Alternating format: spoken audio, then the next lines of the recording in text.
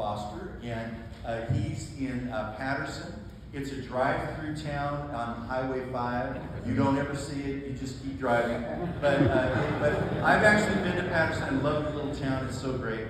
But Peter called me over to introduce me to James. And this just all happened this morning. And so Peter, just do kind of what you did in introducing him to me, but introducing everyone else, and then James, we'd love to hear your story. Yeah. So I've only known James, 4 months? Okay, 3.5 months. And he's gone from being an atheist to being all in, and he's here. Can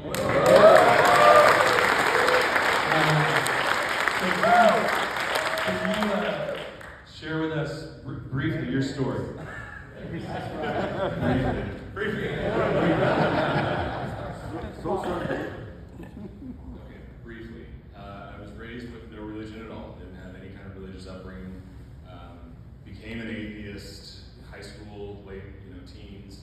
It just kind of made sense to me. I also didn't like what I saw about religion in some ways. So there's discrimination and just the wars fought in religion and things like that. So it just made more sense for me to go down that road.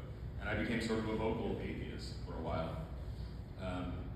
Sometime in my mid-30s, I started on sort of a personal growth journey, learning about leadership and getting into Stoic philosophy, and started opening up to some broader ideas, a little more expansive. I got into things like Buddhism. I had a journey of a few years where I got into a lot of weird stuff. Buddhism actually worked for me pretty well. I went on a meditation retreat, a 10-day silent meditation retreat, a year ago in January.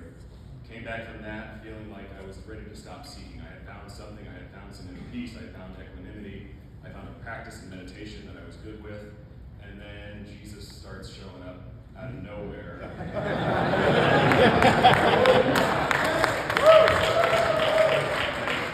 started hearing Jesus' message in a new way, and it just landed so deeply for me. I had realized by that point I was no longer really an atheist. I believed in God as I understood him at the time. And then just over the new year, reflecting a little bit on how much peace the idea of God had brought me, went back to the idea of Jesus and the messages that he was teaching, and just realized that I actually do believe that God is God and that Jesus is God. And it was January 4th, that evening, laying in bed, and just had a moment of accepting Jesus into my heart, for real. Hadn't been to church yet.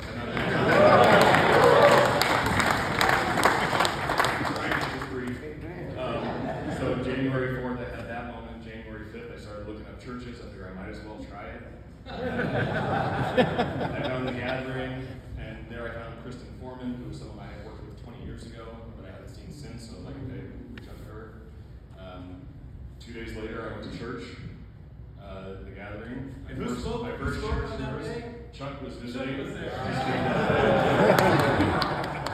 And I remember Chuck's message that day was the first church service of the year, and the message was about putting God first, putting God at the start of your day, at the start of your week, at the start of your month, at the start of your year, which was the perfect message for me as someone who was trying to make sense out of what was going on. I don't even remember that. It was perfect. 2 days after that, I met with Peter for coffee. Growth group was happening that night.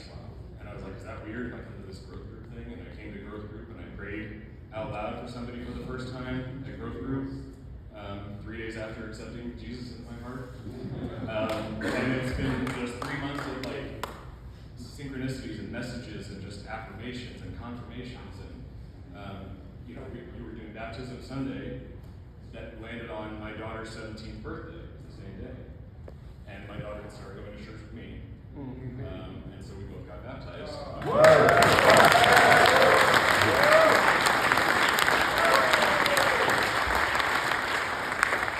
And then a week later, on Easter Sunday, he invited me up to share my story to the church. That's on YouTube if you want the longer version. But it's just, and then now to be here, and why am I standing on the stage now? This is weird. And you were there, it's all, it's God. I know there aren't many coincidences. It's God at work, and here I am. Let's give it up.